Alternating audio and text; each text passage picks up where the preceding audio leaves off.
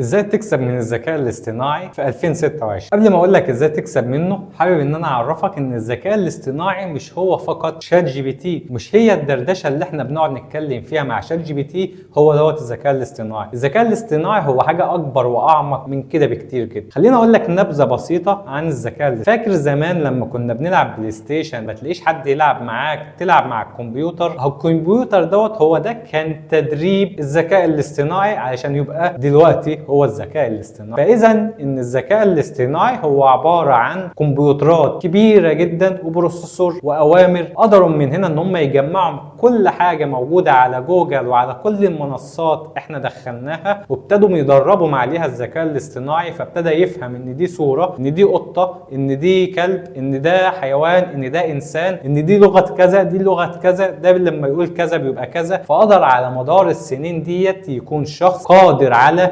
الفهم لكن مش شخص بشري. هو ده الذكاء الاصطناعي الحقيقي. الذكاء الاصطناعي ده بيتدخل بقى دلوقتي في كل المجالات، اي مجال بيتدخل فيه دلوقتي الذكاء الاصطناعي. وهكلمك على الحاجه اللي تخصك، اللي هو ازاي تعمل فلوس من الذكاء الاصطناعي، واللي هو السوشيال ميديا. ان انت دلوقتي تقدر تستخدم الذكاء الاصطناعي في ان انت تعمل منه فلوس عن طريق ان انت تتعلم اولا لغة الذكاء الاصطناعي. يعني هنشوف ان في مرشد سياحي بيشتغل في السياحة عشان بيطلع بأفواج عشان هو معاه لغة انجليزية او روسية او المانية. فاذا ان اللغة بتاعته بتأهله ان هو يتعامل مع الناس دي، على اساسها بيكسب من ورا ان هو يتكلم اللغة. فهو دوت بالظبط للذكاء الاصطناعي ليه لغة، طريقة كلام علشان يقدر يديلك النتيجة اللي انت عايزها، وده اللي هو بيتسمى البرومت. يبقى انا دلوقتي ببتدي اول حاجه اتعلم اوامر الذكاء الاصطناعي، او اتعلم هندسه الاوامر، اللي هو اتعلم ازاي ادي الذكاء الاصطناعي اوامر بطريقه هو يفهمها بشكل سريع ويطلع لي النتيجه اللي انا عايزها بالظبط. يبقى اول حاجه انت محتاج تتعلم هندسه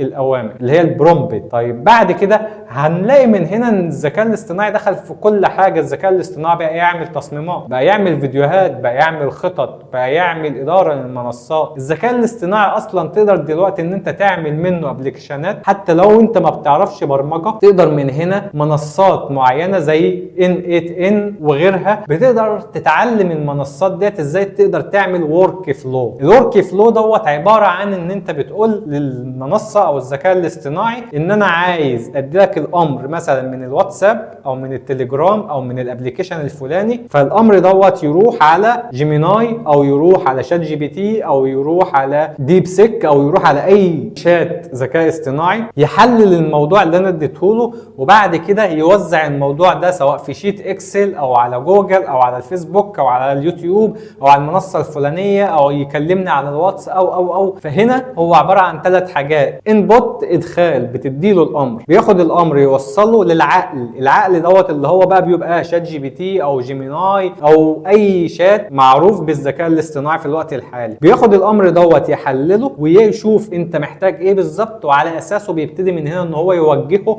للادوات اللي انت حطيتها له. جمع المعلومات ديت وحطها لي في شيت اكسل وابعت لي الشيت الاكسل دوت على الواتس. جمع المعلومات ديت وابعت لي واعمل لي كونتنت وننزل الكونتنت دوت على الصفحه اللي انا ربطتك بيها ديت في الوقت الفلاني. اعمل لي فيديو عن طريق الفيو 3 او عن طريق اي اداه لانشاء الفيديو وانشره لي على القناه الفلانيه. يبقى هنا انت بتقدر تعمل ورك فلو. ورك فلو ده بقى تقدر تديله ادوات كتير وهو يشتغل اكنهم مجموعه موظفين مع بعض. قيس على دوت بقى في السوشيال ميديا، قيس على دوت في الحسابات، في الماليات، قيس على دوت في عمليه تشغيل المعدات، عمليه تشغيل الالات. يبقى دلوقتي الذكاء الاصطناعي ابتدى يدخل ويتعمق في كل حاجه احنا شغالين بيها. طبعا انت من هنا لازم تتعلم بقى البرومبت اللي احنا اتكلمنا فيه، تديله الاوامر. بعد كده هتتعلم ازاي تعمل ورك فلو، او تتعلم حاجه من الحاجات اللي احنا اتكلمنا فيها، ان انت تتعلم الادوات بتاعته عشان تقدر تعمل فيديوهات اعلانيه احترافيه وتبيعها للشركات. تقدر تدير بيه منصات وصفحات وتعمل منه تصميمات ومحتوى وخطط اعلانيه. تقدر تعمل بيه اعلانات مموله. تقدر تعمل بيه حاجات كتير جدا. ولكل مجال ولكل تخصص هو اصبح من هنا داخل فيه الذكاء الاصطناعي. فانت من هنا بتتعلم لغه الذكاء الاصطناعي وبتتعلم ازاي تقدر تعمل منصات السوشيال ميديا بالذكاء الاصطناعي، سواء خطط او محتوى محتوى او فيديوهات او تصميمات وخلافه، وعلى اساسه بتبتدي من هنا انت عندك متجر بتبيع منتجات، فباستخدام الادوات بتاعت الذكاء الاصطناعي تقدر تحقق اعلى نسبة مبيعات من المتجر بتاعك. عندك مطعم تقدر من خلال الذكاء الاصطناعي يدير لك المنصات بتاعتك ويعمل لك تصوير للفيديو للصور.